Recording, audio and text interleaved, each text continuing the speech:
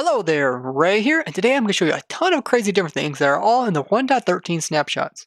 We did all of this testing on one of my streams where I have this world here with all the different entities and blocks that are in Minecraft, and we tested them with the 1.13 features. If you want to be right there as I discover all this crazy stuff, you can follow me on Twitch as well as Mixer. Links are down in the description. I plan on doing a lot more streams like this where I discover new content in 1.13. I also test out some suggestions that you guys gave in the comments. Like, will giants turn into drowns when they're put in water? So, for this and more, stay tuned. And if you guys have anything you want me to test, just tell me in the comments. You can make invisible chest in the snapshot by typing in this command. So here I'm placing out a trapped chest that is facing west, and it's a typo left, and it's also a waterlogged false. When I place this down, you can see that there's a chest, and it contains contents, but it is completely invisible. Now, I couldn't find a way to replicate this in survival. I can only use a command. So I think it's kind of cool if they did have something similar to this, maybe an actual feature that they can have for the map makers. They now change it so that two slabs on top of each other will no longer cause suffocation to a mob when it's inside their head. So normally, when you put a block through it, you can see the zombie taking damage. But now, with this type of block, it will not take any damage. This is actually quite useful, and I'm glad they added this. This is the first time there has ever been a block like this in the game, where you can send power through it like redstone, while also not damaging mobs that are inside of it. This means that you can have mobs inside of a minecart pass underneath this block, while also allowing redstone to go through it.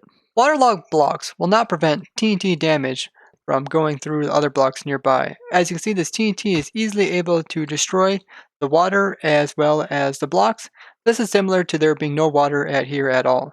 Frostwalker enchanted boots are not able to destroy the water that is inside of these blocks. So here you can see here's a normal water one. As I walk around this one, it does not affect it. As you see here, it's able to destroy the block as well as the water inside of it and convert it into ice if it's in a cold biome and it freezes. It's now possible to place armor stands underneath the water, and when doing so, it will remove the two water blocks that are occupying it. This can be used to remove water, but it's not very efficient. Lily pads are normally only placed above water as well as ice. Now you can also place them above all the waterlogged types of blocks. So you can place like in signs, fences, which even have a different hitbox depending on where you're at. Here we got glass panes, here are stairs. Here's a trap door that is underneath of this lily pad. You can open and close it. Trap door, or a trap chest, you open and close it. Here we have a stair, which makes it look quite strange. Here I used a debug stick to make a solid block with a lily pad on top, and this is a waterlogged block. Coral fans can be placed in any block that has a water source. It also has a block beside it that has a full collision box on one side. So this would be like your soul sand, redstone block, like your backward stairs, and even your TNT. Similar stuff that you can place like torches onto. You can see you can also place coral fans up against. So stuff like glass or like beacons, you cannot place them up against. You can't place them like on stairs, but you can change this by using your debug stick, making it a full block, then come along and you can place a fan up against it, then you can convert it back into a stair, and now it won't break off even if you update the blocks beside it. You can create these floating water blocks just by placing down water source and placing down some coral, removing all the blocks around it, and that's pretty much all there is to it, even the block underneath it. And this way you have a water source and you can use this as like a type of water elevator where you can walk right through it. And lily pads can also be placed on top of these. Water columns come in two variations. We got the whirlpool ones, which are pulling the mobs down, and the vent ones. Now these are called in the game a little bit differently. So they're both called water columns, but the drag is differently. So this tag in the back here is drag.